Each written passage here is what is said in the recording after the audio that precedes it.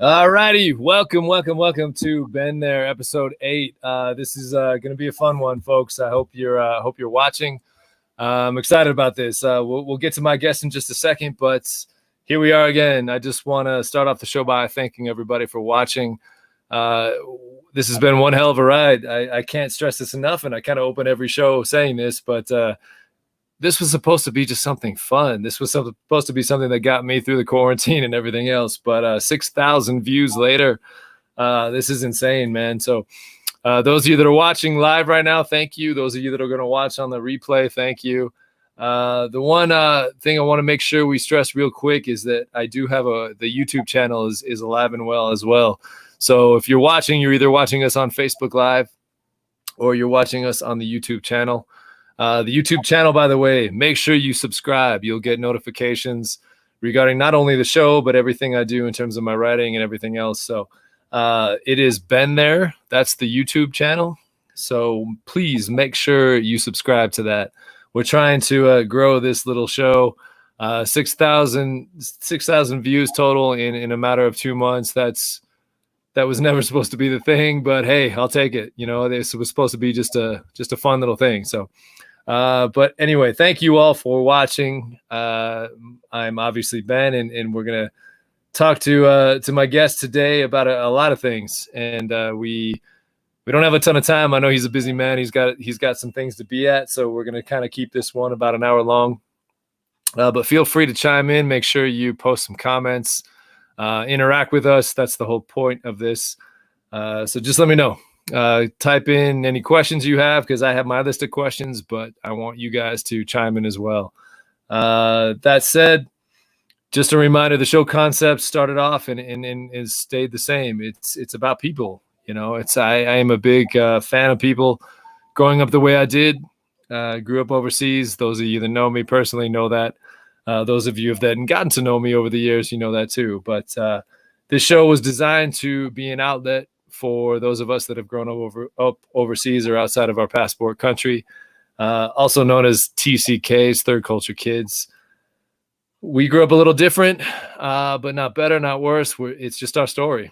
And that's kind of the concept of what this is all about. So I don't want to take too much time in getting into our next guest. This is, like I said, episode 8.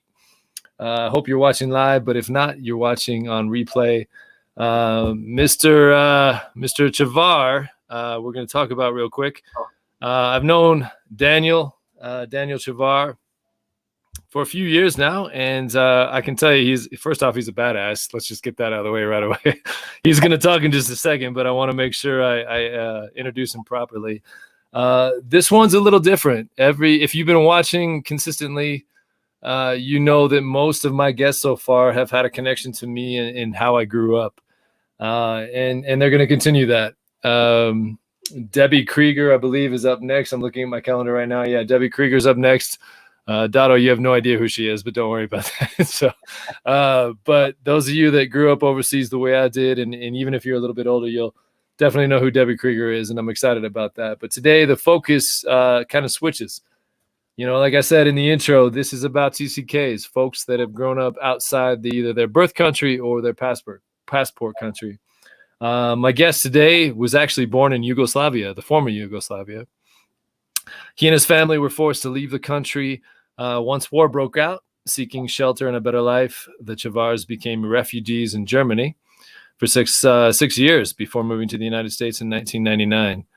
In the United States, Daniel was able to complete high school and pursue further education. He currently holds a BS degree in exercise and sports science and an MA in sports and athletic administration.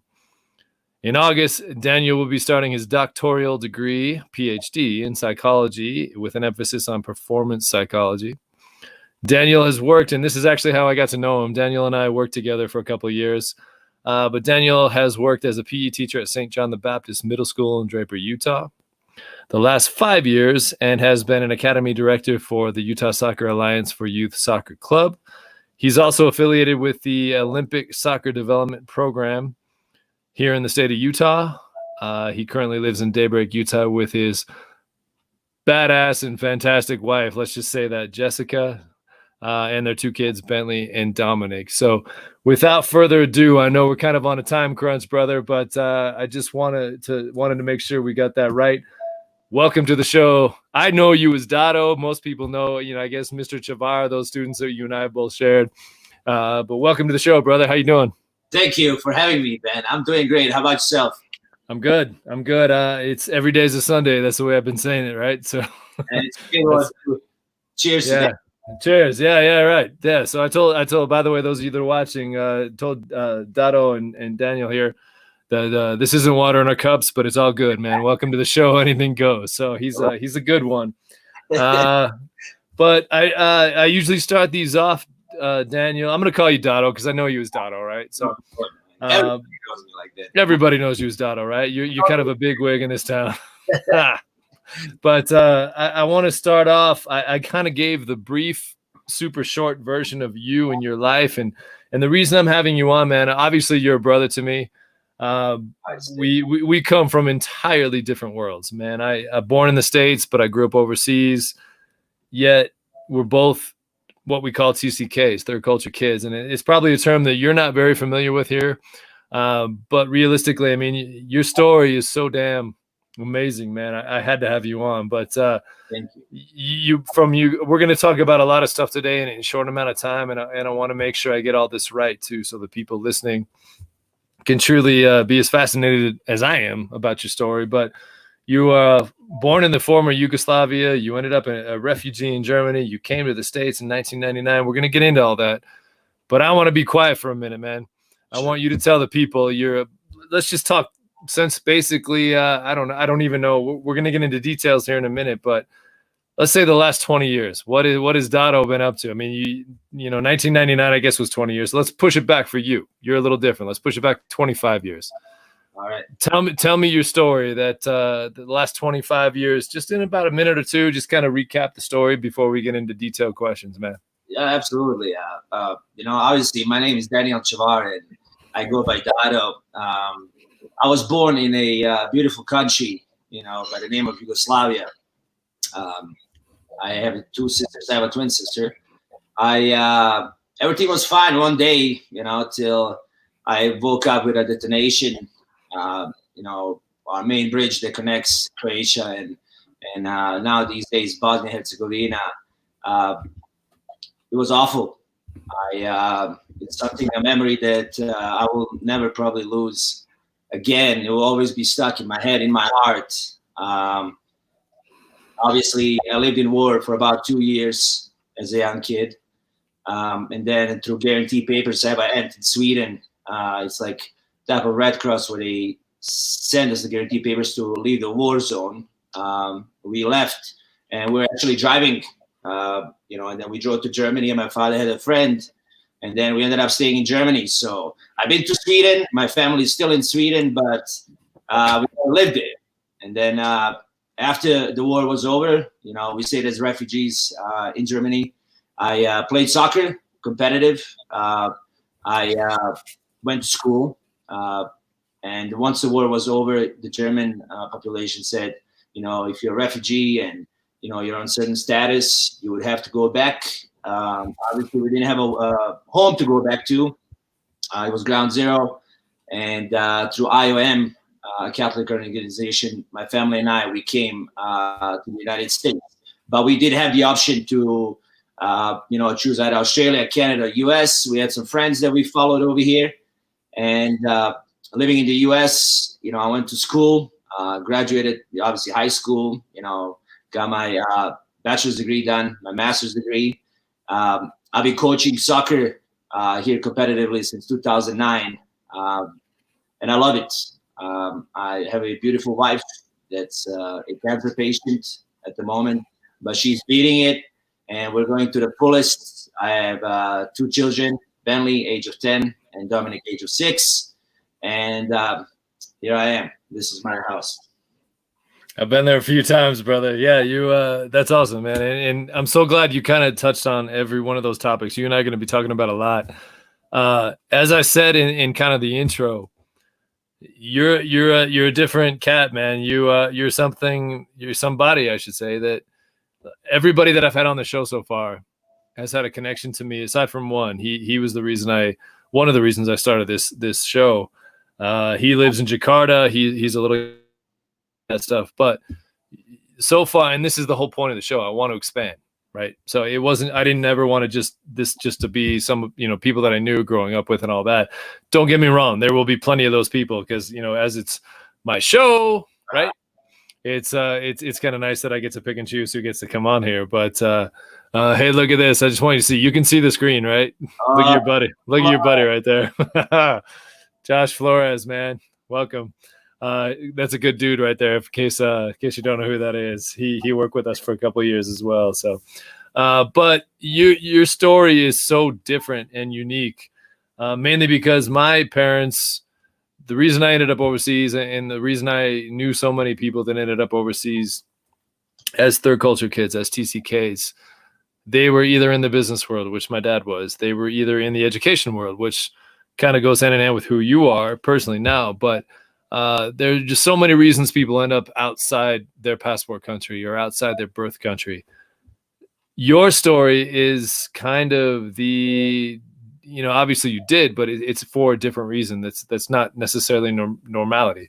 You ended up a refugee, and that's something that I have no concept of. And I want to make sure we talk about that a lot. So if it's okay with you, I mean, you and I, you discussed this a little bit before we went on air, but you were born in Yugoslavia, the former Yugoslavia. Right. Man, I don't even know how to compare to that. I'm not even trying to put myself in your position, because I think back to myself, and when I was 7 years old moving to Hong Kong, I had, issues, and I had struggles, and I had things that were totally different from being in Chicago at the time, and prior to that in Idaho at the time. I can't even imagine what you went through. I mean, you're Yugoslavia, then the war broke out, right?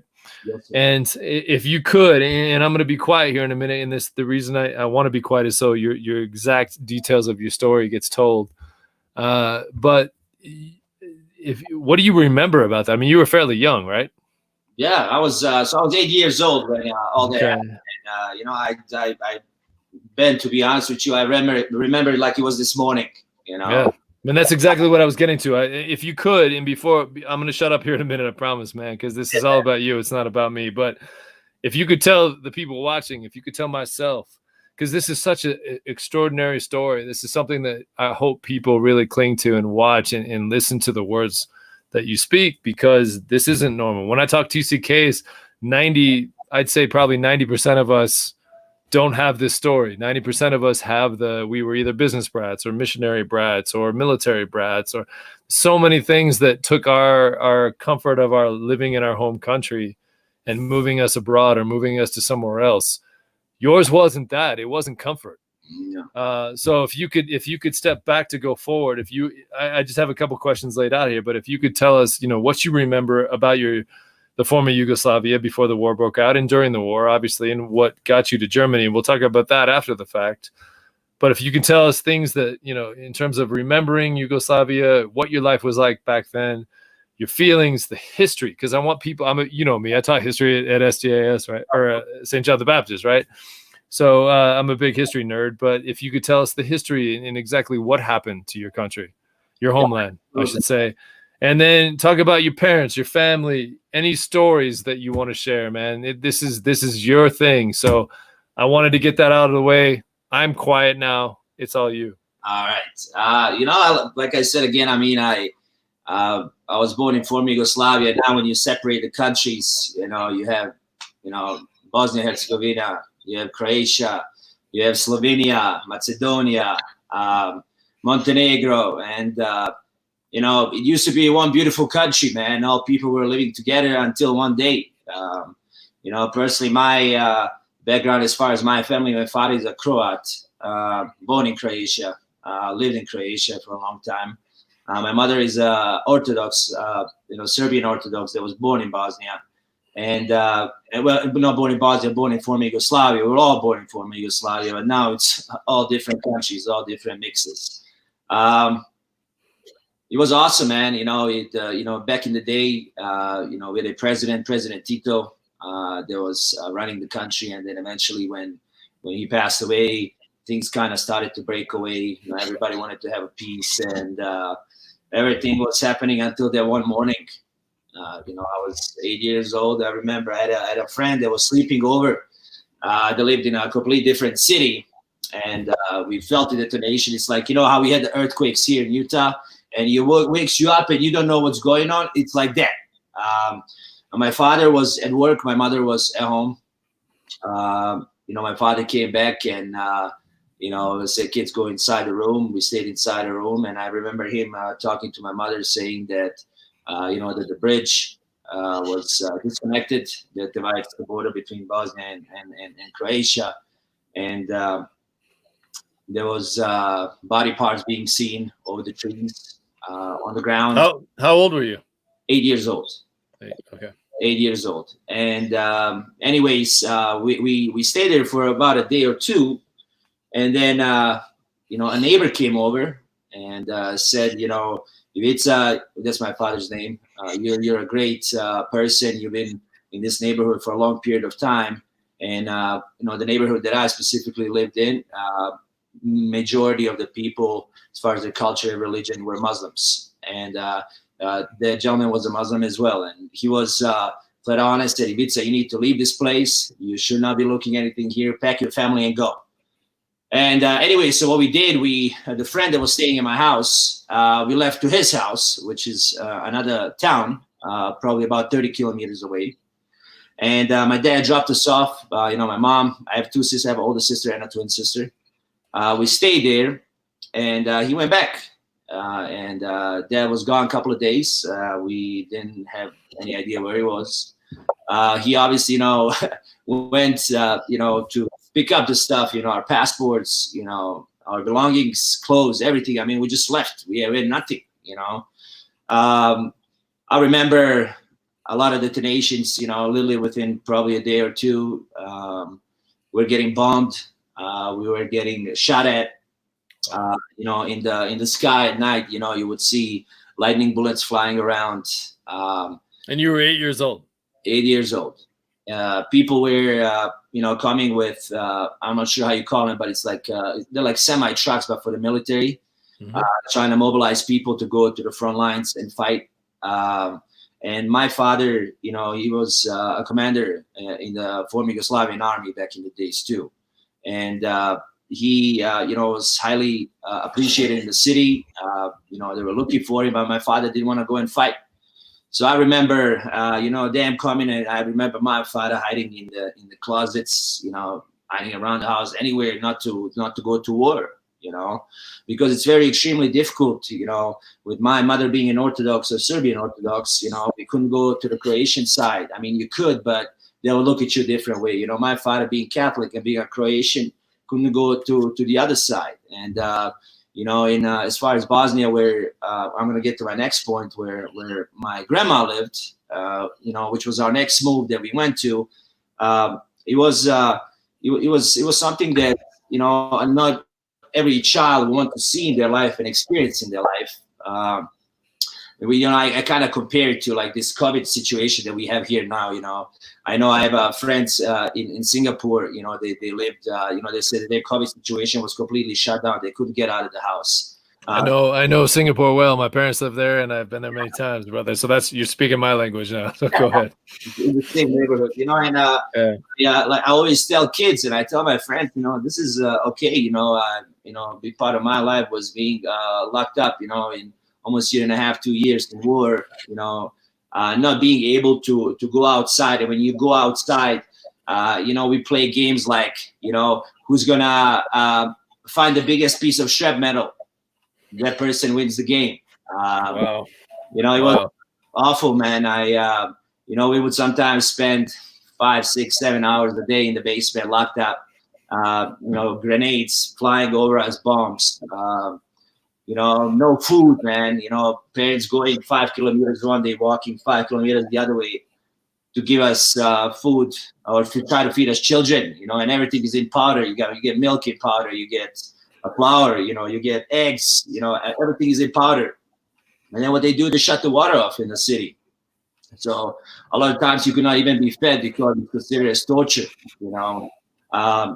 taking, showers, in sewer pipes, I mean, just to try to do anything to survive.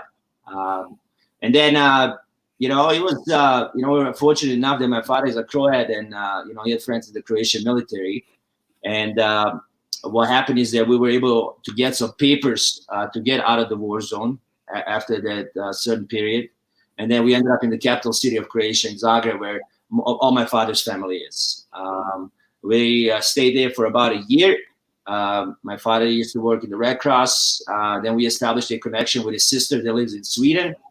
And then we were able to go and leave the war zone completely out. And that's when I came to Germany. Okay, before we get to Germany, so as a kid, I mean, I'm fascinated. This boggles my mind, man. I have no idea. I had it so good, and yet things were. I'm sitting here thinking I was the same age you were when I moved to Hong Kong, and it's nothing compared to it certainly wasn't a war-torn country. But prior to you going to Germany, as a kid, I mean, you were 8 years old. Correct. Did you understand the magnitude of what was going on, or was this just life? No, it was just life. It became another part. We were lost. I mean. The soldiers from the trucks. You're a little kid there. You have the wooden guns. You're playing. Soldiers are throwing you bullets, real bullets, as a kid. You just didn't know. It was crazy, man. If I could take it back and like playing in we would say the dugouts where the soldiers go in. Like playing as kids like that, throwing rocks at each other, we're getting bombed down with the soldiers in their dugouts, sometimes. So who was bombing you? Like, explain the history side of this too, because I know there's a lot of people watching that need to understand this. So it's all, we're in my personal, we're being bombed by the Serbian military, okay. And or I would say the Serbian aggressors, and there was. It depends on what part of it. And I know like the Croatian, I had some issues with, in certain part of Bosnia, with Slovenia a little bit, the Serbians had, issues with both. I mean, everything was mixed up. Everybody wanted to take a part of land or, it was more like a humiliation. It was awful, man. Like, I think that people probably older, like my oldest sister probably understood it a little bit more. How old was she? To me, so she's 5 years older than me. So she was 13 years old. Okay. And it was, it's, if you look at it, in a realistic way, you don't know what's happening. It catches you off guard. You have everything, Ben, and then the next day you have nothing. Right. You have absolutely nothing. If I refer to everything as far as the worst thing about this as a memory for me is not seeing the injured soldiers. It's not seeing death. It's being hungry. I always, to today's day, I have a refrigerator. It's always full, man. It's like sometimes it's, PTSD. It's like, stuck in me that, I will give a life to my children that they never experienced that in their lifetime. And it's something that, was taken away, not just from children, in my family, but from all the children of my generation in the country that, and I think a lot of us live here now in the U.S. I also have a lot of friends here. We're almost the same age. We all have kind of the same memories. Everybody has a different experience, though, about war. But I was very unfortunate, lucky enough to escape the war zone. And I'll probably say 80% of my family, they're still in Croatia, Bosnia, Serbia. They've been all there throughout the entire time, and, it was like, when you asked, what was it like, in your head, it was, in real life, it was just another day to survive. But it was also every day to find a better life, man. Which is how you ended up in Germany, right? That is correct. So let's talk about that then, if you don't mind. I mean, you obviously you were able to flee a war-torn zone. You ended up in Germany. What part of Germany? So it was Black Forest. Black Forest. Yep. So it's like Stuttgart, where Daimler-Benz is made. It's about probably 70 kilometers away south of that. You remember that? You remember the transition? You remember, how did you get there? Was it bus? Was it walking? Was it? I'm assuming it wasn't plane, right? Yeah, it was. My aunt, she sent us the guarantee papers so we could go and leave Croatia. And my dad had a car. I remember it was an orange Audi A80. We're driving. Obviously, I mean, our intent was to get to Sweden, to get up to Scandinavia. We drove. My father's like, I have a friend. I remember this, man. All streets when we're leaving part of Croatia. Now we have to go through a part where Serbia is to escape, to get to a part of from Bosnia, Serbia, and streets were all messed up. It wasn't like, okay, I have I-15 and I'm gonna stick with I-15. It's gonna take me to the woods, so you have to hit a part of one country. Yeah, I-15 meaning Utah, folks. It's the freeway system. Yeah, go ahead, man. And so anyways, stop at night. And I remember, it was scary, man. The trip was awful. You're still driving, you're seeing war zones, you're seeing airplanes flying, you're seeing airplanes bombing. You're in the car, you're stuck at night. They pull out your parents out of the car. You don't know where they are. Me and my two sisters stuck in the car for an hour or so, interrogating my father, interrogating my mother. How old are you now? So now I would be about 10 years old, man. Okay. So anyways, we get through all this mess and shit, if you want to call it, and we get to Germany, and my father's like, my best friend is in this city, Munich, Germany, and it's right on the border of Austria and Germany. Yeah. It's Salzburg, and then you got Munich right underneath. And we stopped because he was like, I would like to see you. We stopped there. And the funny story just brought me to this, like clicked it here. We're at a gas station, and I tell my dad, I want a chocolate. And he's like, well, you're 10 years old. You should, right? Yeah, I get that. I haven't tasted a chocolate in 3 years, man. And he's like, I don't have money. Yeah.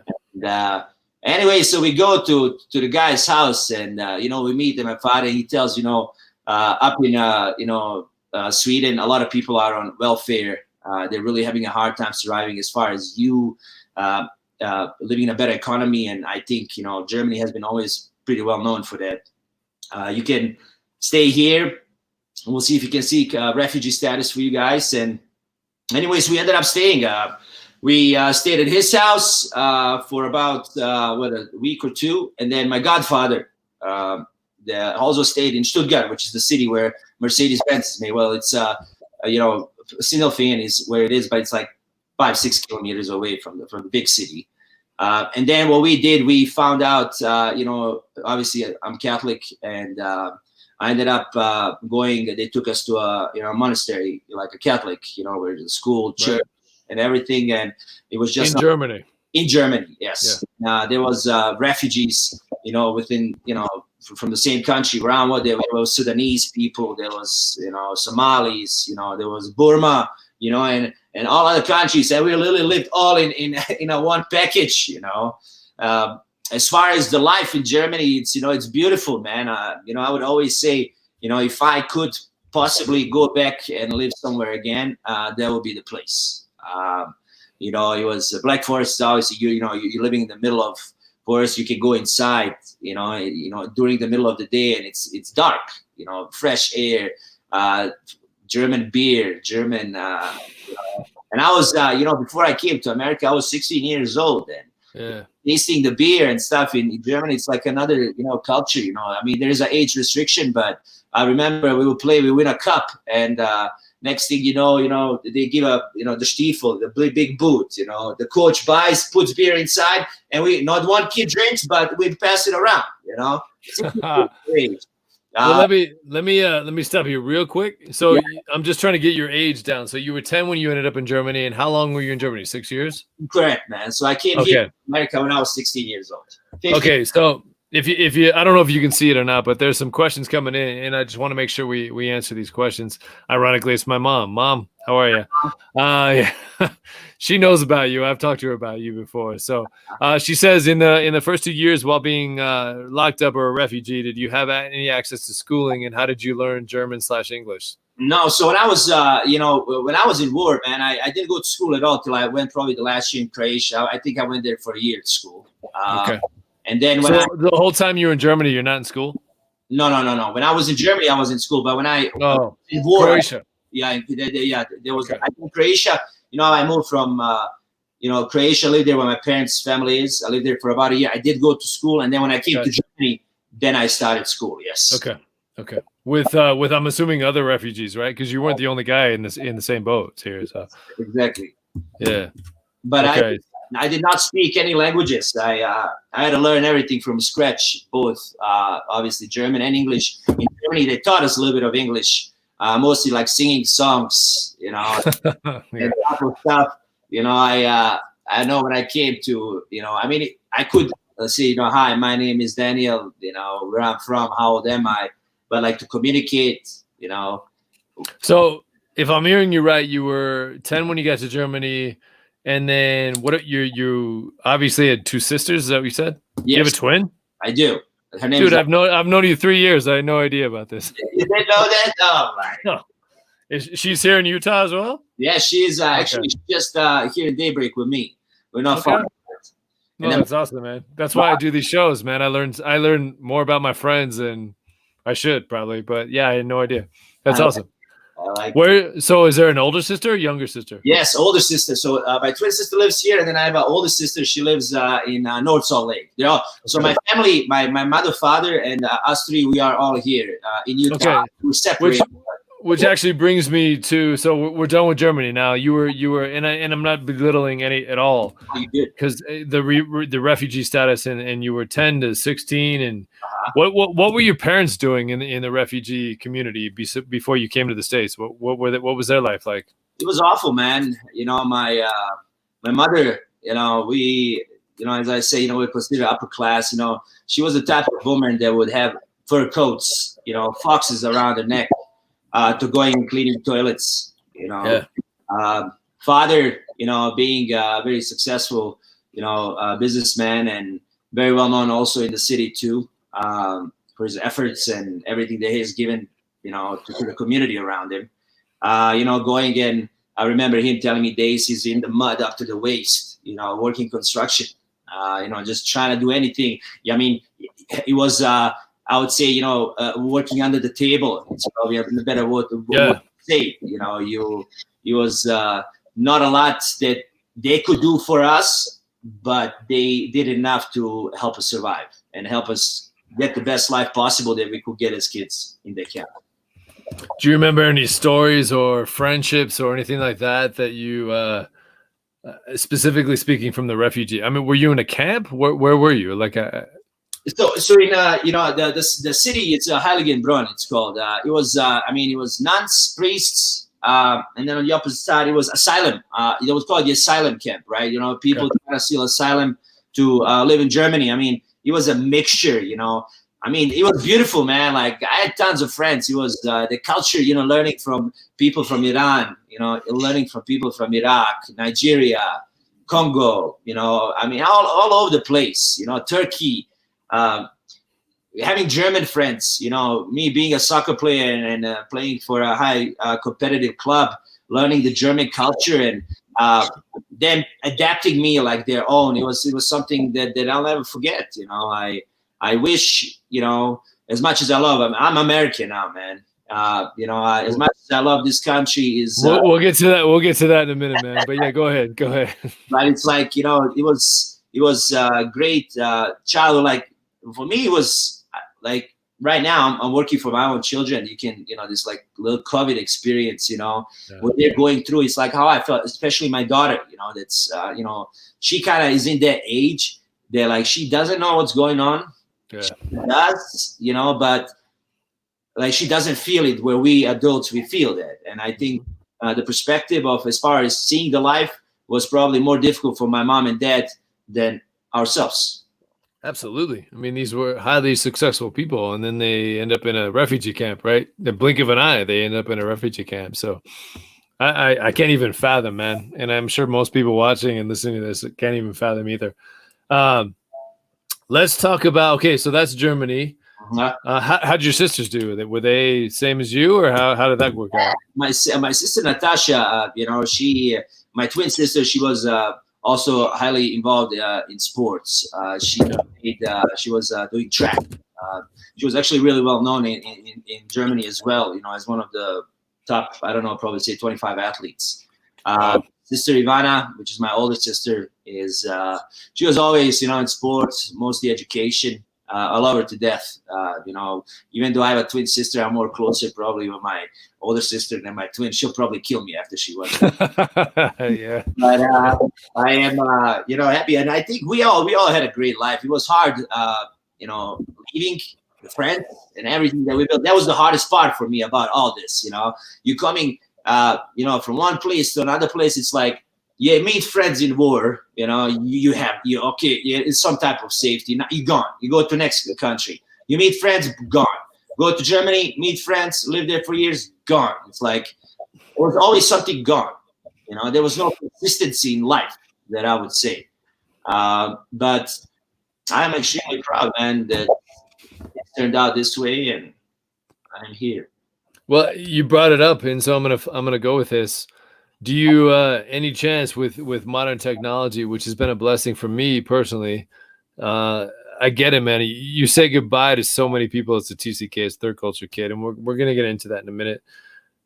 Not to the extent that you were. I mean, like, do you still any chance that you have been able to reconnect or chat with any of the not only former friends from when you were in Yugoslavia, but what about Germany? Have you been able to reconnect with anybody? Oh yes, I have actually. Even for soccer purposes, I communicate a lot. My friends, most of our coaches now. I have in former Yugoslavia. I have a friend of mine. His name is Sasha too. I talk to him almost weekly on the basis, and it's good to have. I actually was just invited last year for a wedding to go to Germany. My friend was getting married, but I ended up actually going to my cousin's wedding in Sweden.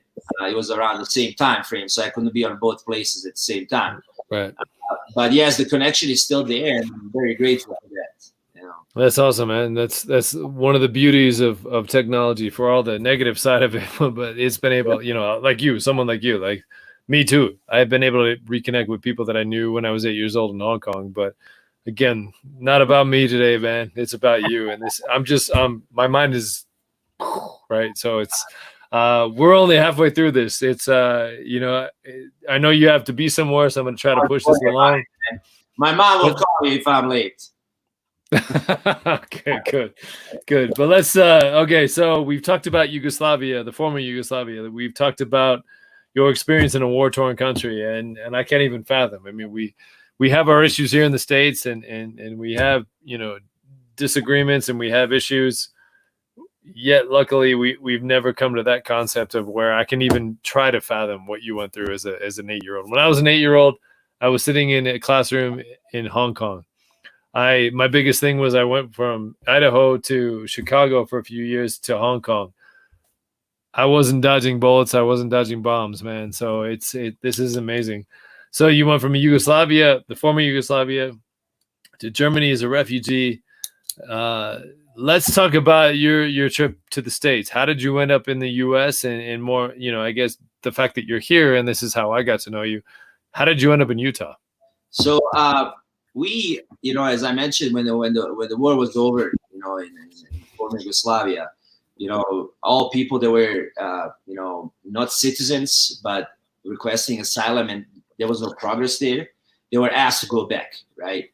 And with that being said, my I would say mixed faith. My father is Catholic. My mother is Orthodox. They were fighting. Now, not my parents fighting each other, but the two religions fighting each other. There was an IOM, which is an organization. I'm not sure what it stands for, man. You can probably figure that out. But through them, we had an opportunity to go and come to the U.S. So we applied. It was a long interview process. A lot of health screenings. We had friends that were from the same city as us, and from Yugoslavia. They moved to Germany. They were a little bit further away from us, but we would see them on every month at least once. Yeah. And they came to Salt Lake City. So with us being in that situation, we're going back to zero again. We don't speak English. We're going to a very large country. We ain't got nobody. Yeah. We're gonna follow them, and that's how I ended up here in Salt Lake. How old were you? Because in 1999, right? 16. 16. Yeah, when I came. Okay. Do you remember getting off the airplane? Oh, I first flight. This is interesting. That was your first flight? First flight in my life. Oh shit! Wow. Yeah. Okay. I came. I remember we were in Frankfurt, Germany. From Frankfurt, I flew to Chicago here, and then from Chicago here, we flew to Salt Lake, and everything was at night. I remember, like McDonald's is very famous in Europe. It's like a restaurant. Not sure if you knew, but when you go to Europe to McDonald's, you can have beer. You can have, it's like a restaurant. Okay.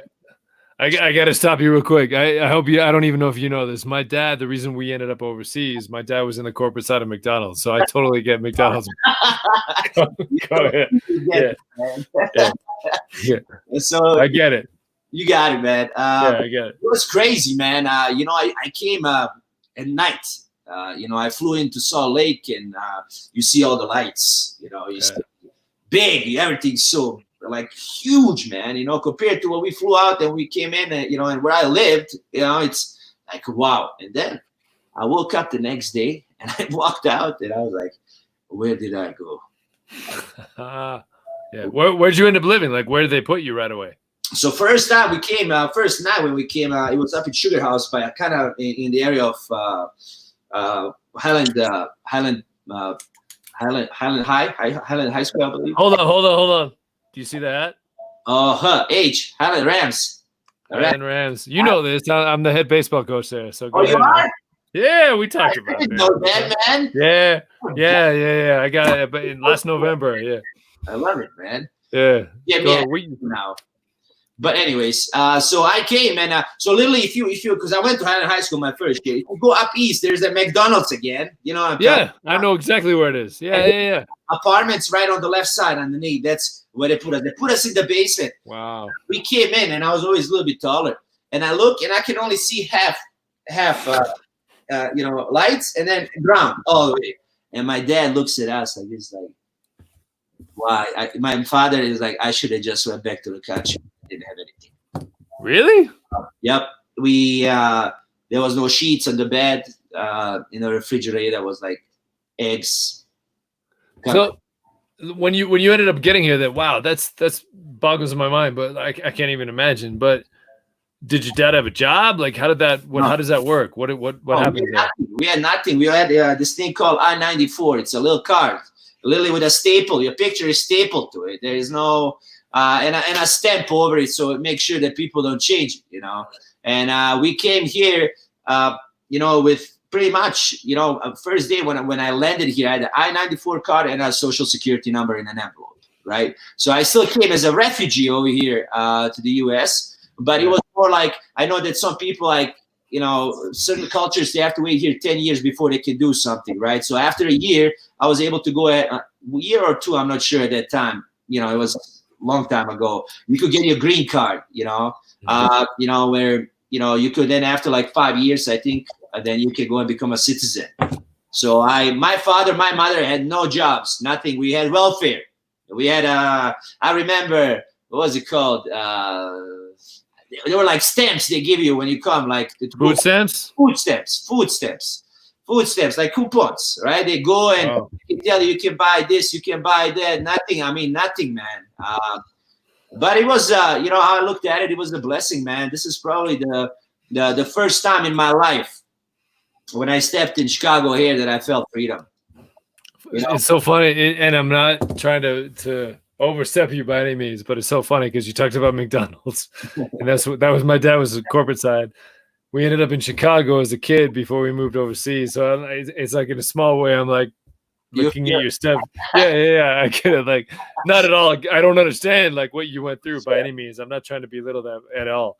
but it's so funny. You keep talking about McDonald's and then Chicago, and other, there's a little kinship there, brother. So let's move on then. Like, when how did the education process go then? Because you and I are obviously both educators. You know, we come from that background. But when you got to Utah, did you speak English? No, I know. Well, I know a little bit. You know, like hi bye songs. You know, jingle bells and stuff. But, when I came, I mean, in Chicago here, you know, hi bye Big Mac. Those were some of the words that I knew very good. You know. Yeah. Man, you know, you go back to I went to Highland High School my first year. Yeah. I was a freshman at that time. I was in ESL 1-0, whatever the freshman is. Oh, me and again, you know, same thing. Refugees in the quarter. I still to this day have great friends, you know, from that class. And then what happened is that obviously my mother and father. So the process is when you come in the IOM, the organization, they have guides which guide you to applying for jobs, you know, getting your medicals done and everything else. So they help you find jobs. So my father found a job, and my father is a machinist, right? My mother, obviously, you know, she worked for, you know, like a store, she was a manager back in the days of the store, like grocery store, you know. And then she got a job. She worked, I believe, for USANA at that time here. That was good. It wasn't nothing like, you know, like first class jobs. He was working in the warehouses, you know, trying to get off the welfare system, you know, as soon as possible. My oldest sister, you know, she was able to go in and find a job at that time. I found a job. Obviously, we moved to West Valley City, where we bought a house, and we bought a house literally within after a year. Being here in America. Hey man, that's where I live right now, so you're good. West Valley, right? Represent. West Valley represent, man. Yeah. Shout out to my West Side peeps. So I love it. Matter of fact, I'm gonna go there when we are done today, and I tell you. Let me explain real quick. Like, you're not that far from me. That's what's so funny. Because of COVID, we're doing this, but you're about maybe 5-10 miles tops from me right now. So go ahead, man. But what I would say always to Jesse's, you know, when I come, you know, to West Valley, to me, that's like home, you know. Yeah. Where I grew up, this was like the first time we bought a house after our own house in, you know, former Yugoslavia was torn away. It will always be here, man, you know. But anyway, so my father found a job, you know, throughout all this process. I ended up finding jobs. I worked for several companies. I used to be in the banking business for a long period of time. I used to work for Wells Fargo in their trust services, in their brokerage departments. I also worked for Zions Bank for several years too. And, you know, I was just, at some point, I was just burned out, man. You know, working, you know, always around numbers, having people yelling at me, and it's not my fault. And when the economy went down, was it 2008, I believe, right? 2008. I was, you know, it was not pleasant, man. So I decided to go to school. You know, I went to school. Originally, I was gonna do and be a major in business. Before you go on, where'd you graduate from? What high school? So Hunter High School. Hunter, okay. In West Valley, right off of 50s, kind of neighborhood, man.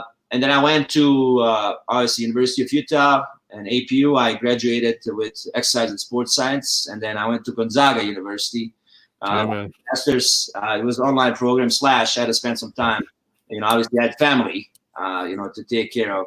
Not anymore being 18, 19, fresh kid from West Valley in Gonzaga, you know.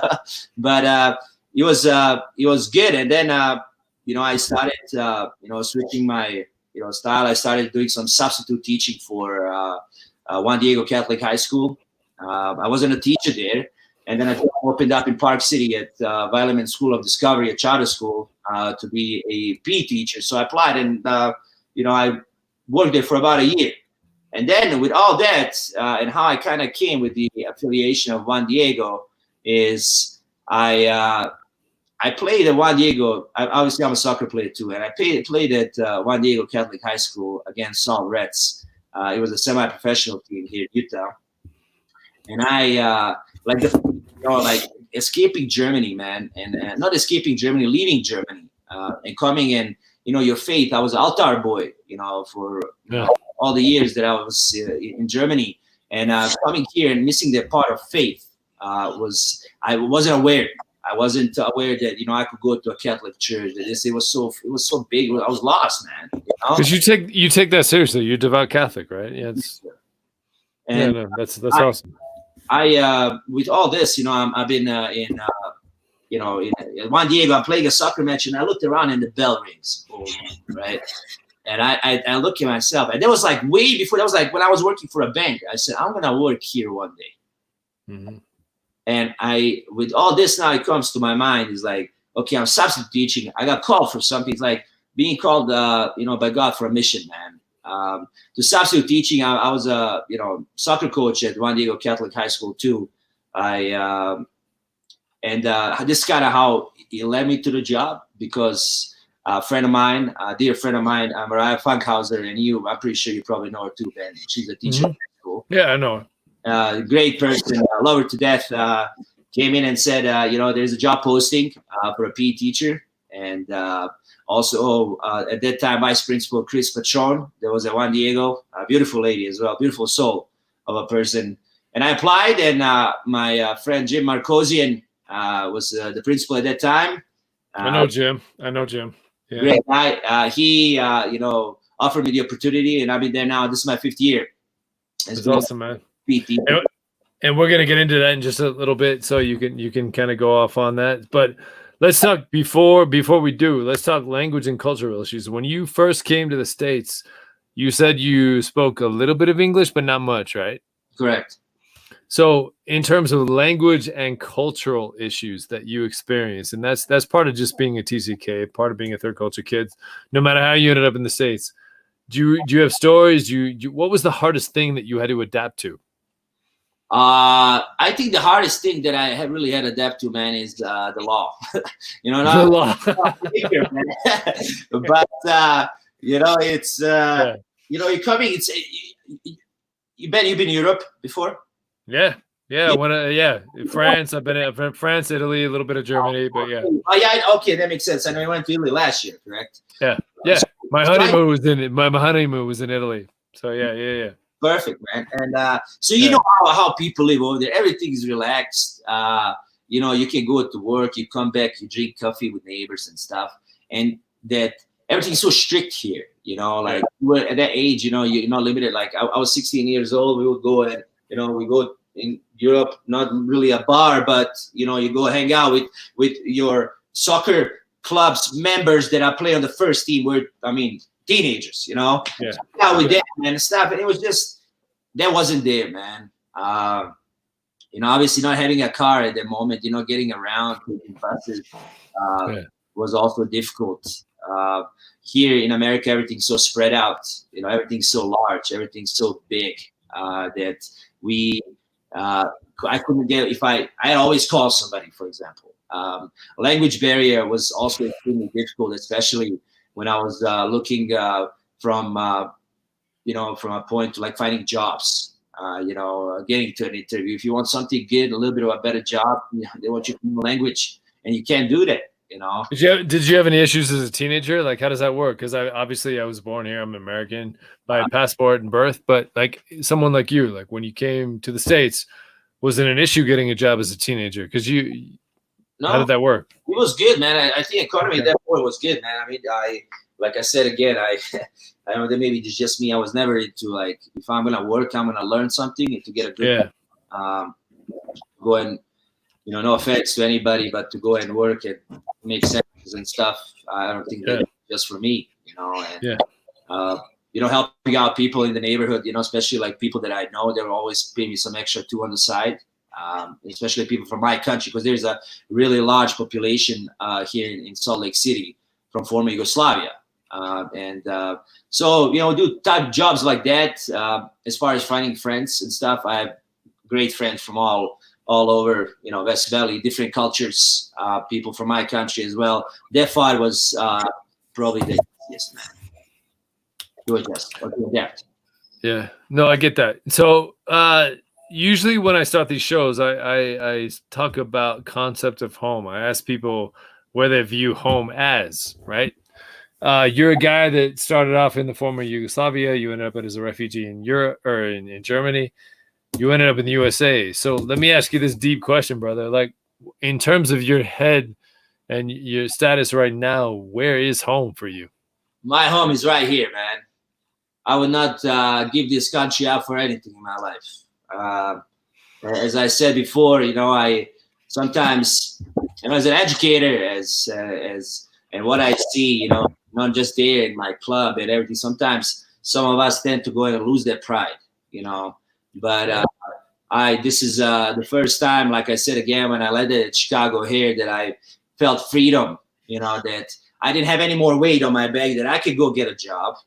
You feel pretty comfortable, like when you first stepped off that plane in O'Hare, were you like, okay, I'm okay with this? Yep, exactly, man. It was from the point that, like, like I told you, my father's like, we can go back, but us, like, watching American movies, Terminator, Commando, back in the day, it's like your dream to always come and see Los Angeles, see New York, which is amazing, man. I as far as political views that I can agree, as far as how the country's being run, I cannot agree to that. Some things I do, sometimes I don't. But that's called being American, brother. Exactly, man. And this is my place. I'm the only one here in my neighborhood that has American flag outside waving. There you go. Right. I'm extremely proud of that. This opportunity, led me to my wife. To give a life to two of my own children, and to have my family here. This is also the country that saved my father's life. And this is my home, man. So speaking of your dad, what did he end up doing once he got to the States? And your parents, what and your sisters, I guess, what did they end up doing? So both of my sisters right now, they're really high ranked in the Wells Fargo Bank. One is vice president of Treasury Services. And the other one works, I'm not 100% sure with the apartment, but it's a manager, role. My mom, I love her, man. She's working in Bentley's, flipping burgers, Wow. Still continuing now? Till today's date. Wow. Her language is not very good, but understandable. She came into an age, and I think just all this that she had to go through, like I said, man, God forbid that I had to ever be in this age and had to do this. I can't even imagine. Man. How can you not be like that? My father, he's about to retire this year. He's a machinist. Obviously, he works at a tool shop at a company with like CNC machines and everything. And I said my oldest sister, she's also in the Wells Fargo Bank, and that's what they do now, man. And they all live in Utah, right? Salt Lake. All live in Utah, man. That's awesome, man.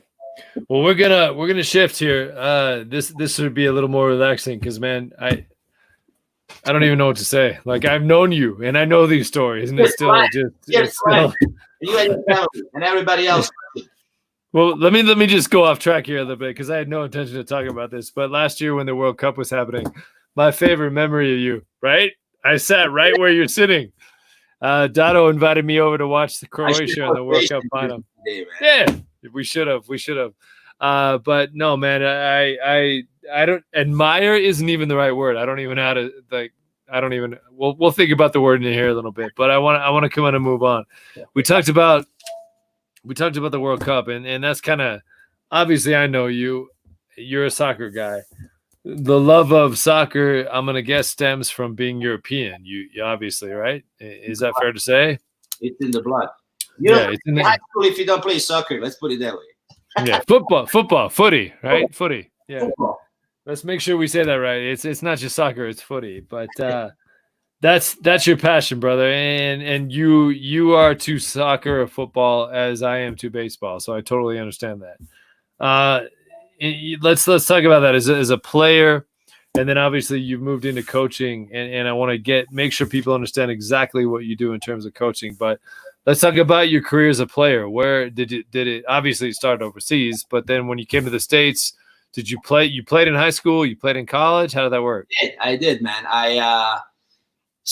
When I came here to America, so I played for academies. I mean, it's a really strong academy, and soccer can play, and Germany obviously being the champion for many years, or winning the World Cups and everything.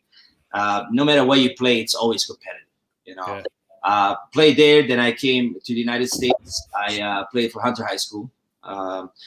When I was done, I played for Sully Community College, and then I ended up, when I went to the U, I ended up playing just for the club team. And already at that point, I was more leaning towards education rather than playing sports. And that's kind of what everything shifted up, leaving the bank, having one job and playing and going to school. It was suffering injuries on top of that. It wasn't something that I thought of myself continuing and being that soccer player, right? But many of my friends here are aware of me playing, and they saw me play, and we still play sometimes for fun. I would say we call it the beer league. It's not anymore competitive. I get that. Yeah, I get that. And then I, decided, I was like, I'm going to leave more towards the education level and possibly coaching. And I ended up doing my coaching license here in Utah, or actually to earn money while you're coaching, you have to have certifications or licenses. And that's what the Utah Youth Soccer Association requires from us. That's what USSF, or United States Soccer Federation, requires from us. And I did my license. I remember a great friend of mine. His name is Nermin Shashivarovic, also a Bosnian guy. We are from we speak same language, everything. I love it. It's I have him deep in my heart, man. And I know he does the same thing. He was a director of coaching here for a club, Utah Soccer Alliance, which is right here, the club that I'm still affiliated with. I've been there since 2009. And he said, do you work? And I said, I don't. I was at that time a little bit working for the bank, trying to leave, and what happened is that he's like, why don't you come and work for me? So I did. He gave me a job. I started out as a coach. I started out first as a personal trainer for teams, and then I eventually switched off into a role where I had my own teams, and that was for about 6 years, and then I became the academy director here at the Utah Soccer Alliance right now. And my job is to help out with development in the golden age, that we would say anywhere from U9 through U12, where I have about, I currently 24 teams.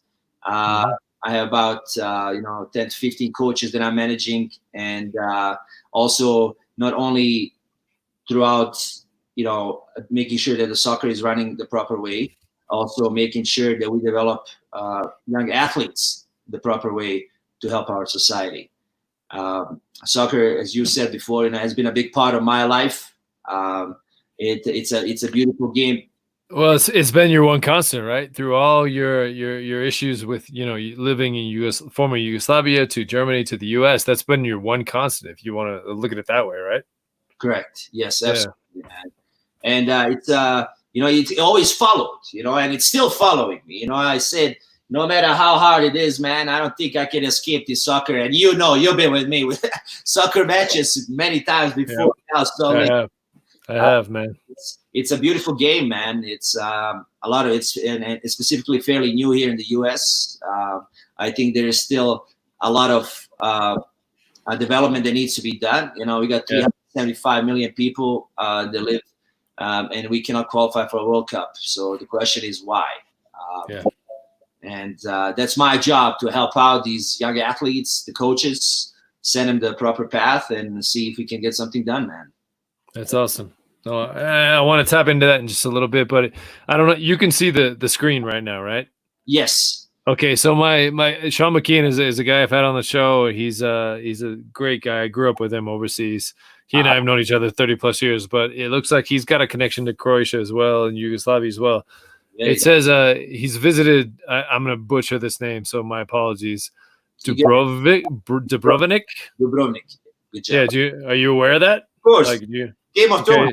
It was recorded in Dubrovnik. Split. They're all on the Adriatic coast, both cities. It's beautiful. I always say, for if you guys ever want to go and experience, like something, a lot of history. We have a lot of Colosseum, obviously because of the Roman Empire. Beautiful oceans, beautiful beaches, beautiful food, beautiful wine. Not because I'm dead, but hopefully you and I get to go one day, man, and sit down and drink wine and eat seafood. That's awesome. When's the last time you were back in Croatia? My man, I was, let me tell you, 2002 was the last time when I was there. So it's been a while, right? It's been a while. Yes, 2000. Yeah. No, Sean's a good one to write this question. He's been all over the place. His parents are very similar, you know, in mind, in terms of mine, in the sense that see the world, live the world, you know, put your foot down on different cultures and see what happens. I mean, Nice to meet you, Sean.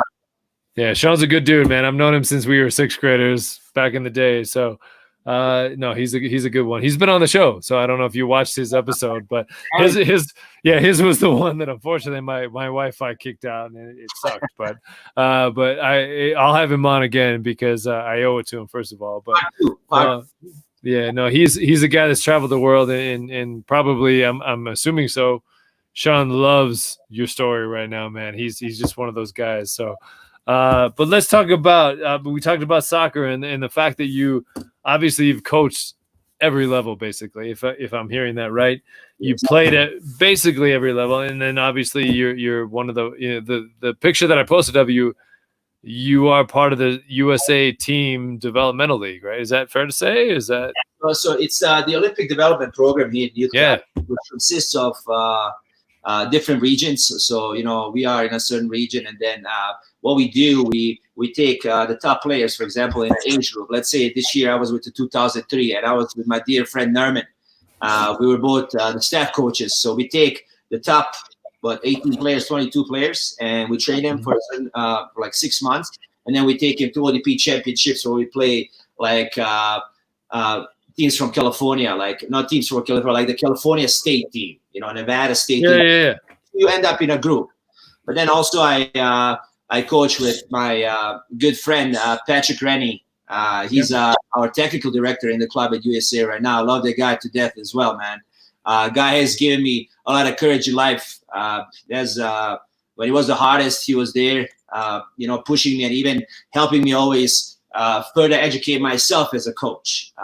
So I've been coaching with him in the USL2, United Soccer League, Park City Red Wolves, which is a men's team. And with all this COVID right now and everything, it's just everything. I mean, it's a mess, you know. No, we lost our as a baseball coach, high school baseball coach. We lost our season, as I'm sure you did, because it would have been the same time, right? So, yeah, man, that's what a lot of people wrote back. I meant to tell you this. Like a lot of people that wrote me before we went live, when they saw your picture that I posted on Facebook and Instagram, they're like, "Is he a player for the Team USA?" I had one of those stories, man. I was in Las Vegas. Yeah. I went to a tournament and I had the jersey, the shirt on, and I go to 7-Eleven. And you know, I'm buying, I don't know, buy drinks, chips, something like that. And the lady's like, "Are you the guy from UFC?" I said, "No, I'm not." She's like, "You are the guy from the place for U.S. national team. You are the goalkeeper. Tim Howard was the goalkeeper at the time." Yeah, Tim Howard. Tim Howard. And I was like, "I'm not Tim Howard. I coach for like USA, Utah. It says Utah Soccer Line." No, and she just kept telling me, "No, you are the guy." She's like, "Can I have autograph? Can I have autograph?" Did you sign it? Did you sign? Sure. I'll put my name on it. That's awesome, man. That's awesome. No, that's awesome, man. I appreciate that. Let's move on because I know we're kind of getting short on time, and I want to make sure we get to everything because I know you have to be, I think, soccer practice, right? Is that? I'm gonna have to. I was supposed to have a private training, but my mother, I didn't go for Mother's Day because Jessie was in the hospital. Yeah. So, by the way, we're going to talk about Jess in just a little bit because you and I put together, we're not as strong as her, man. We'll talk about that in just a little bit. Let's talk about teaching because that's how I know you. You and I spent 2 years together at St. John the Baptist Middle School. When I got back from Asia, you were an instant brother. You and obviously a lot of people, but Josh too. Obviously, you know, we were the three. Well, Patrick too, right? But we were the four main guys on the campus. But teaching wise, in this wild world of COVID-19, man, I want to make sure I get this clear. But I don't know how you're doing it. I don't know what I haven't been. I took a step back from education. I haven't been doing it for this last year. In terms of PE, which is what you do, which is obviously you're a fitness guy. I'm a fitness guy. We like that concept. We like the healthy lifestyle. how does one deal with that in COVID-19? Like, what are you doing in terms of staying connected with your students? And then specifically, I mean, I get it when it's a math or maybe a social studies, which is what I taught when I was there.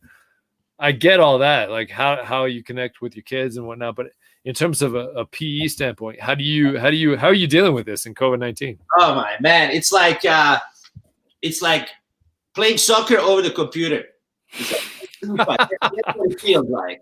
Yeah. The most important part, and I kind of had a feeling that something, and always, something can always happen. I'm not sure if that stuck with me since I was a kid, but the most important part is for these kids to understand that, right now, what we all need to do, we need to stay healthy. That's our number one priority. Number two priority is that we need to stay with our family. And my type of lesson planning that kind of led towards that is to get this difficult time to involve parents and students together, right? Which is one way that I can acknowledge that students are doing their work. If I need to ask a parent. Another way is do you talk to them daily? How does that work? Like, what's the actual connection? Zoom meetings. I usually with our school, the core classes, they're asking me to meet almost every day, or at least once or twice a week. With me, with being P as an elective class, they always every 2 weeks I'll hop in on the Zoom or Google Classroom with the kids. And then we chat, if I have a certain project that I would like them to do, I'll explain the assignment, checking in with the kids, seeing how they're doing, haircuts, I think, are the worst right now. Hold on. I can't argue with that. You know what my hair looks like. Usually there's nothing there, but look at that. I like it. But hey, Ben, you look the best with bald head, man. Well, that could be coming back. Let's put it that way. So go ahead. And PEs, it's something has been a big part of my life. Having the strong immune system and making sure that we are as a group evolved together. Just everything that leads the stress that comes with it. Physical education is always a winner. No matter what. Myself, I go. Sometimes you have good days, sometimes you have bad days. But I've been on my mountain bike for the past month and a half, every day almost in the mountains. Clearing things out. Establishing lessons that I can go in and do with my thinking over, but to really, because this is all gonna go eventually to a normal thing. Kids gonna go to school, parents gonna go to work. Is that time between, or the relationship, going to be the same between the parents as it is right now? And this is the time that I thought that all my lesson plans that I'm going to include, I'm going to go ahead and make sure that the reconnection time is there with the parents, so the kids can enjoy their families again instead of being always on the negative side. And it's awesome, man. You know how I feel about fitness, so I'm with you, brother. For sure. I want people to hear this right. So you came to the States basically with nothing. You built a life for yourself. Your parents built a life for themselves. Amazing. Okay. You ended up in high school with ESL classes, not speaking the language. And I'm saying this out of due respect for you, brother. For sure. You did so many things that so many of us watching this or so many of us listening to this have no idea what that's like, right? So you got to high school, you graduated from Hunter High, right? Correct. Hunter High School. Okay. You got to the States at 16, is that right? Correct. I want to make sure. Okay. So you end up high school, you end up going to the U, you got your degree, your Bachelor of Science, you ended up a teacher, and a damn good one, by the way. I have yet to meet anybody who speaks negatively of you, brother. Like I still hear from people at Juan Diego, St. John the Baptist. You got your master's. I mean, that's you're living the American dream, right? So you got your master's and you worked your ass off for that. Gonzaga, right? Correct. Yes. Yeah. And so I want people to truly hear this, because this guy is not just a soccer player. He's not just a jock. He's not just a teacher. He's not just someone who came over. He's now working on his PhD. Well, about to be working on his PhD. This is the guy who takes not only PE seriously and fitness seriously, but academics, education seriously. And what a role model. If you don't know Dotto like I do, I hope you do by the time we complete this interview. But where is this coming from? Why the PhD? Why not stop at just a master's degree, man? I think, and you might throw me back to that topic again about my beautiful wife, Jessie. Yeah. We're going to talk to her next. That's my next question. So, but where this leads me, America, man, America, as I said, gives me everything. It gives you the opportunity. I had a great mentor of mine. Asked me, and I consulted with him. He's been throughout my mentorship through my master's program, and I asked him, "Do you think me doing a PhD is going to be effective in the type of field that I want to be involved in?" And he told me, "Daniel, having a PhD or a doctorate degree is like having the key to every house, to any store, to any locker, whatever it is, man. Where you can always enter and make a positive impact on something in life." And obviously, my PhD is going to be in psychology with emphasis in performance psychology. I am looking to make millions, not to. And this has absolutely no to do anything with me being a teacher. I love my job and everything, but I want to make as much as I want to make. I know that. The part of that I'm really focusing on is doing professional development for educators, and then also doing personal development for the students. With the gap that I see, on a daily level, and it's not just in the school. It's in businesses. It's in soccer club and everything. There's either a disconnection between a student and a teacher, or teacher and a student. I don't know what a student sometimes feels like when he comes to school. I don't know as a student, how a teacher feels like when she comes to school.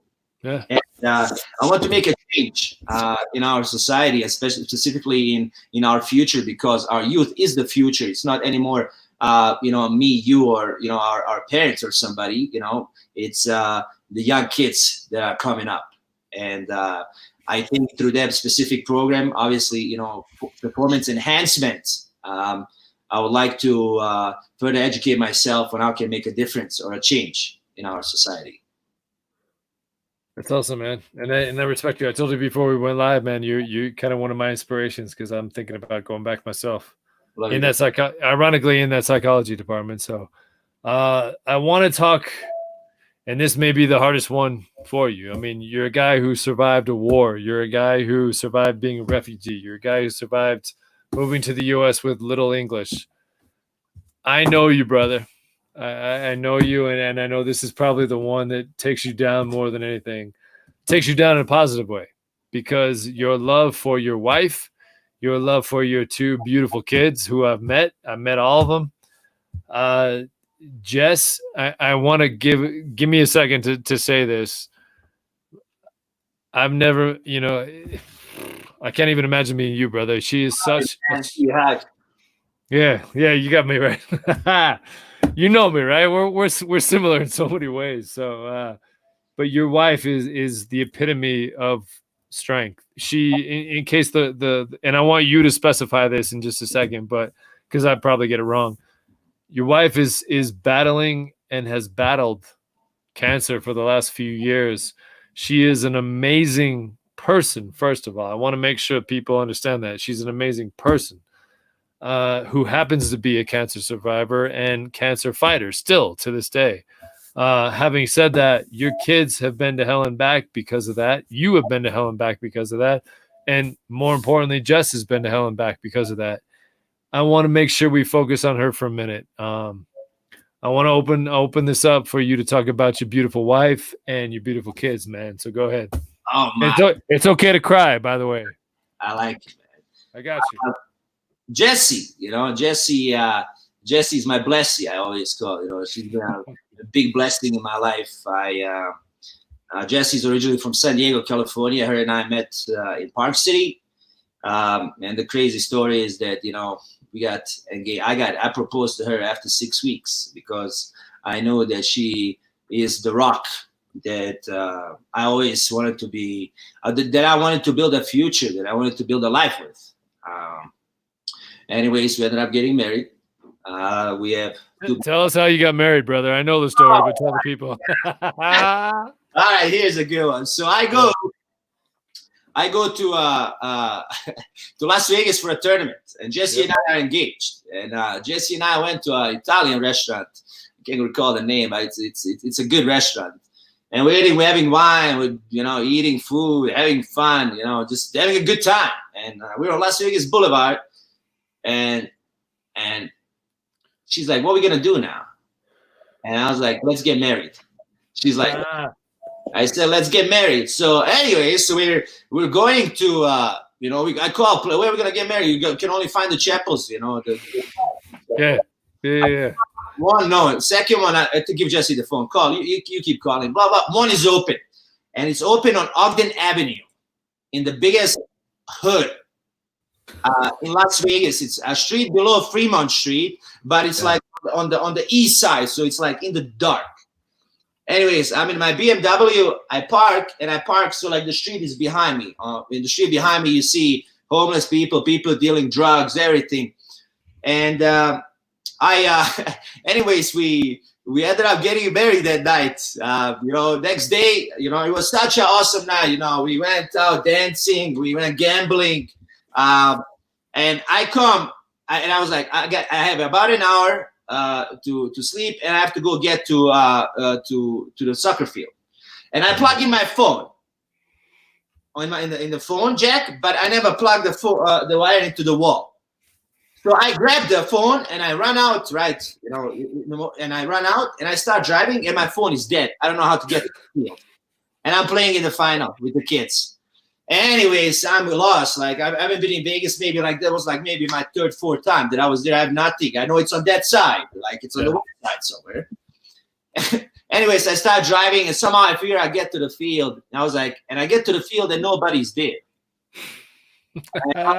I see a lady walking. I said, "Excuse me, is there any games going on in here? I'm supposed to play in a final right now." She's like, "Yes, son, go up there, and you go up and then park and then make left, and then we get to the fields." I drive up, I go, I see my team.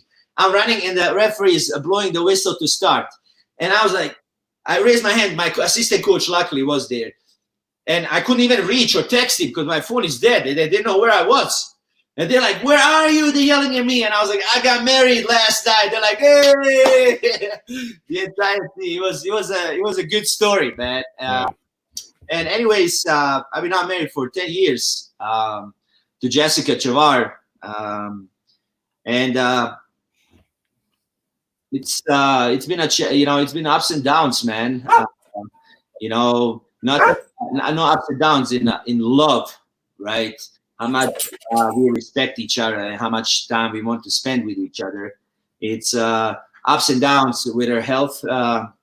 Jesse was diagnosed with follicular lymphoma about 3 years ago. And, everything, all that stuff, going through war, escaping and everything. It was a shock, man, like, you do all this, man, you escape.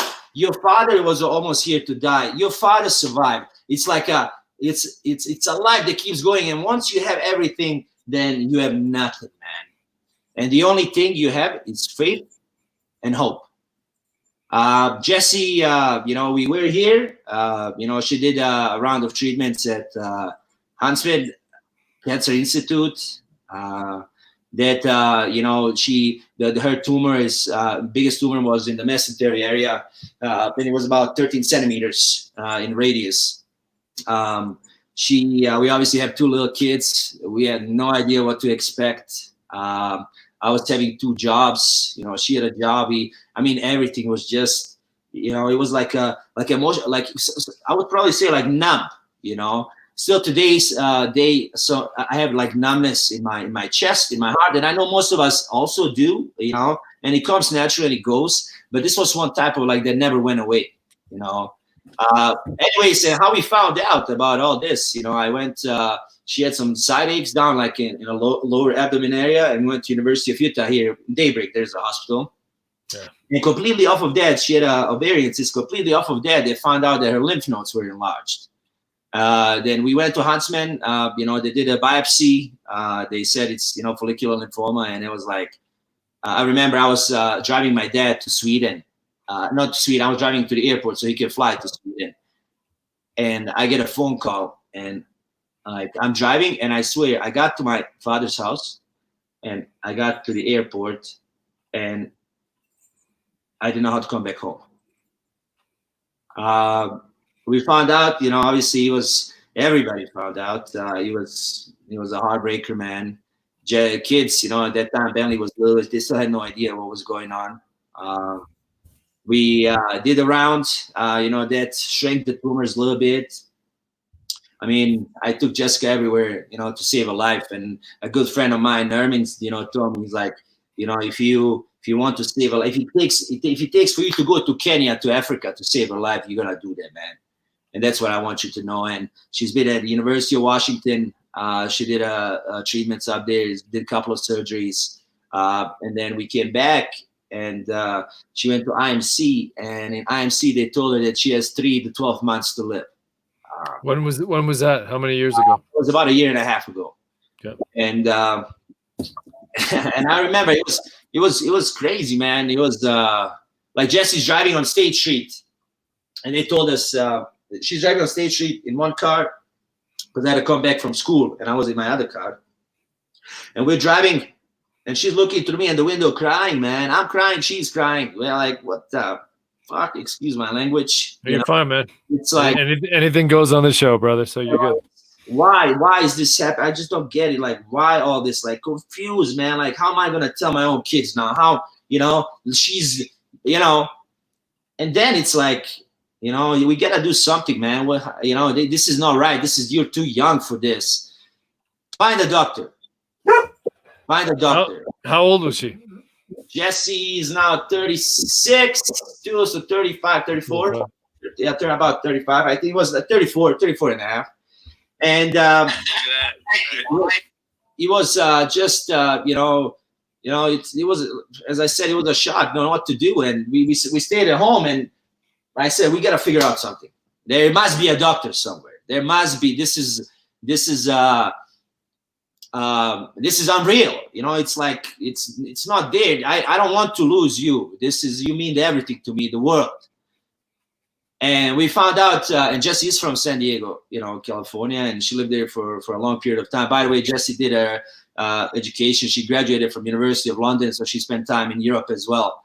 And we, found a doctor out at UCSD in a cancer specialty hospital that is specialized in her type of lymphoma.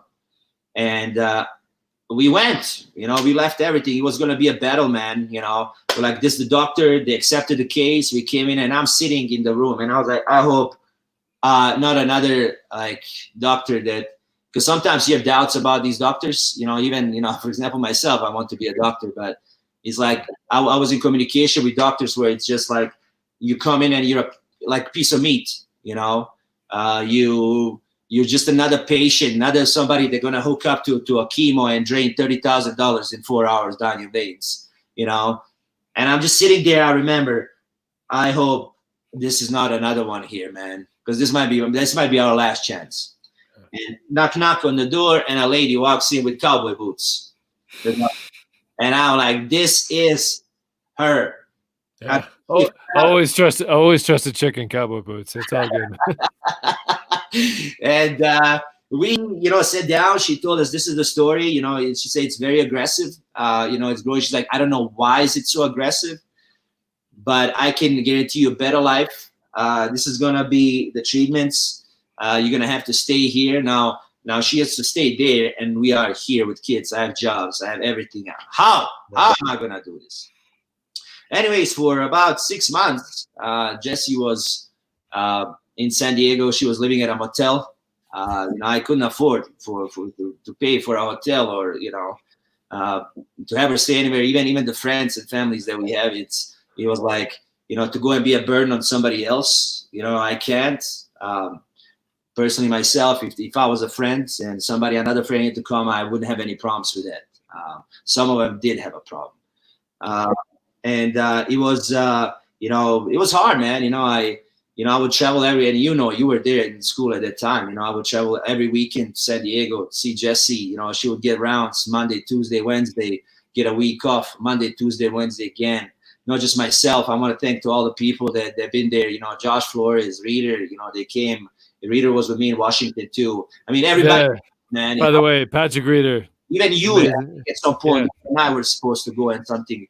And it was just, it was a disaster, man. I'll go into the motel. I have my kids. Sometimes I can take my kids, it's people dealing dope. I mean, I have homeless people. It was awful, man.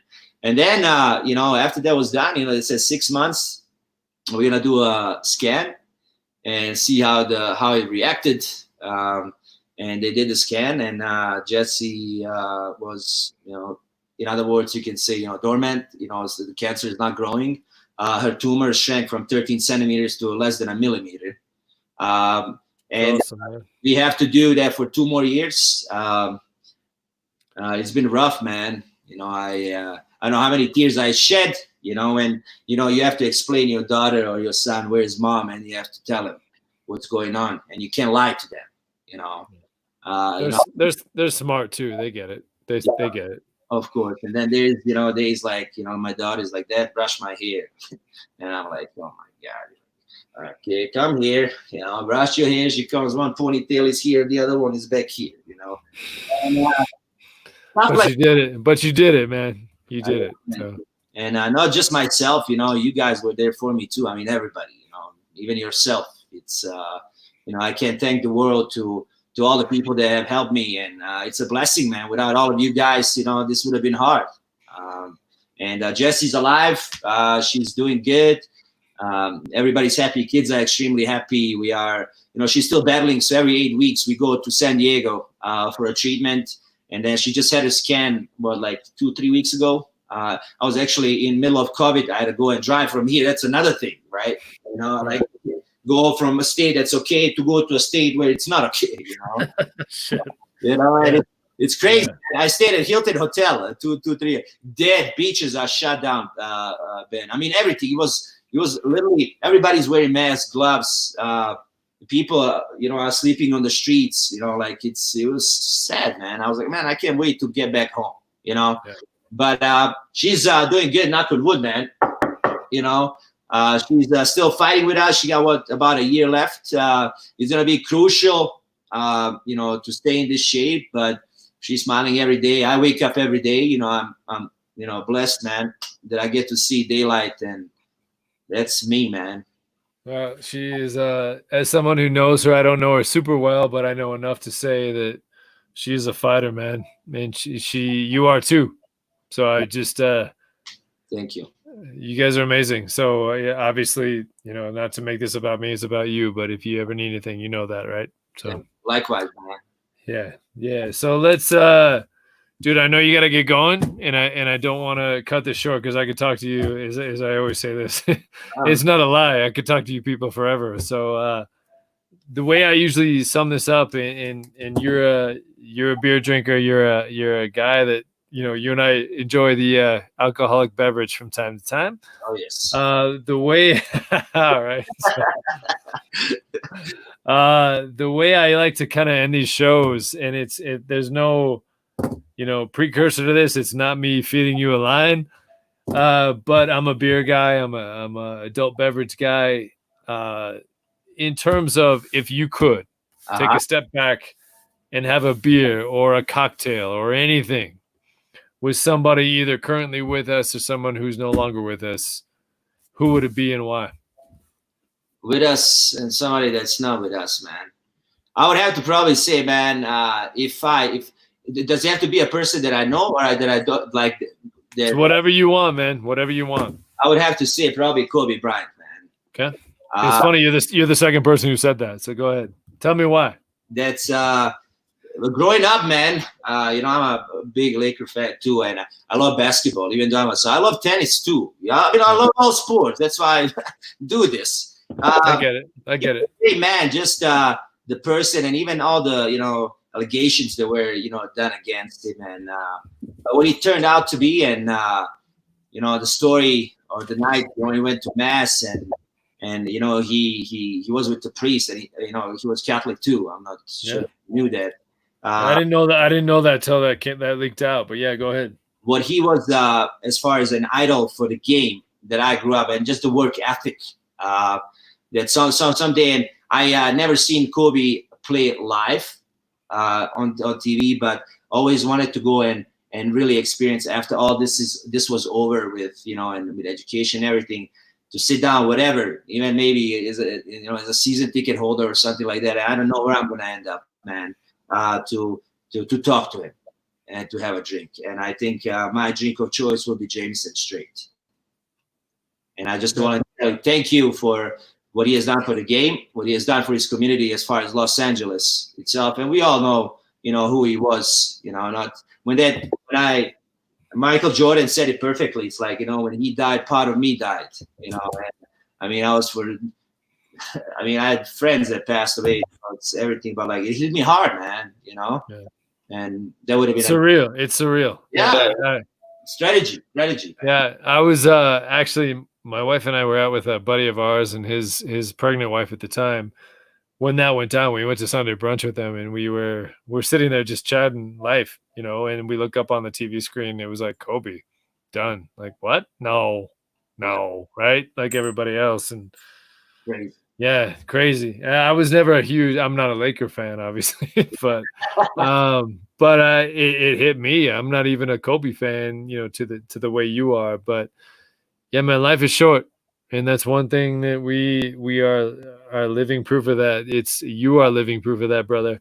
I respect that. I appreciate that. And I respect you and appreciate you. It's, you and I we've known each other about 3 years now. Haven't seen you in a while. Can't wait to do that. You and I have talked about having a beer soon. So let's do it. But I know you're short on time. I know you have to be somewhere, and I just can't thank you enough for being on this program and opening up a little bit and telling the people who you are. If you see me, by the way, if you see my left hand here, it's my dog has decided to join us, so she's requesting some scratches on her belly. So, but I just want you to know, man, even though you and I haven't really seen each other in a while, you're a brother. I don't even know how to comprehend what you've gone through in your life, from the war torn to the refugee concept, to the moving to the States, to Jess, to the kids, to everything you've been through and hell and back. And yet you're still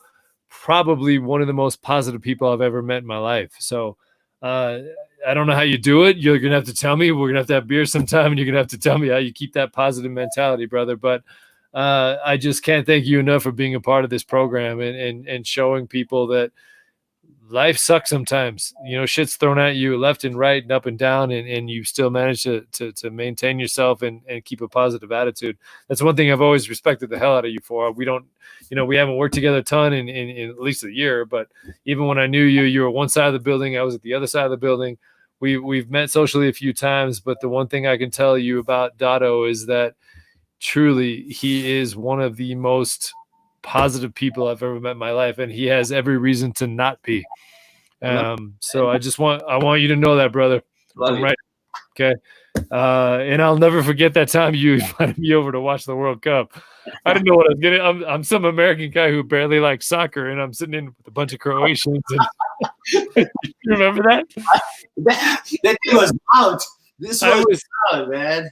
Yeah, that's awesome. That's it. We talked about. I think I even kissed you, man. You did, right here on the cheek. I was absolutely terrified, but I loved every minute of it, man. You introduced. I was pulling for Croatia like nobody else, just so everybody in the room stayed happy, right? So I can go home. I think you even gave me a jersey, or you were going to give me a jersey, or whatever it was. But I was an honorary member of the Croatian football team for a little while. Yeah, but listen, I know you got to go. I could keep talking to you forever, brother. And let's this is what's so funny is most of the people that are on here, they live miles and miles and miles away. You're about 10-minute drive from me. COVID's kind of screwed that up, but as soon as we can get together, let's get together, brother. Because I I would love to see you. Love to have a couple beers with you and just chat life. But before we go, I want please make sure from Emily and myself, let Jess know we're thinking about her, and you guys are the strongest people we know, brother. So and you need anything, I'm right down the street. You know that. So absolutely. And I want to tell to you, specifically, thanks for hosting this show.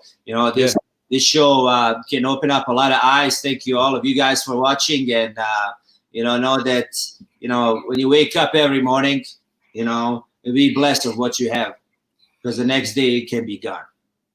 And with that, and I wish you guys all the best, and stay out of this COVID. Exercise a lot. And my cousin says, how you kill COVID these days? And I said, I was like, you just keep drinking so you can kill the germ. Let's do it. I owe you a beer. You owe me a beer, brother. Let's do it soon. So, everyone, and thank you for everything. No worries, man. You're a good dude, and I can't even fathom what you've gone through in your life, man. Here I was, an 8-year-old American kid moving to Hong Kong, and that was nothing compared to what the hell you've gone through. So I appreciate you being on. You're my brother. I know we haven't seen each other in a couple of weeks or months or years, actually. But let's get together soon. Of course. Tell Jess I said hi. Emily says hi. The dog even says hi. The dog keeps walking over there. I don't know if you can see her or not, but yes. But those of you that are watching, I appreciate you doing this. Like I said, please make sure you subscribe to YouTube, the YouTube channel, which has been there. Go ahead and give it a search when you get to YouTube. But we're trying to expand this. Let a lot of people know. People like Dotto. He's not the only one, and we want to make sure we get people like that watching and even on. I'd love to have more folks that have gone through what you've gone through, Dotto. But thank you, brother. And please give my best to Jess. I love you. You take care. Ciao. Yeah, let's have a beer soon, brother. Okay. Absolutely, brother. Thank you, man. All right, man. We'll chat again soon. And the rest of you will, until next time. Thanks for watching, BenThere.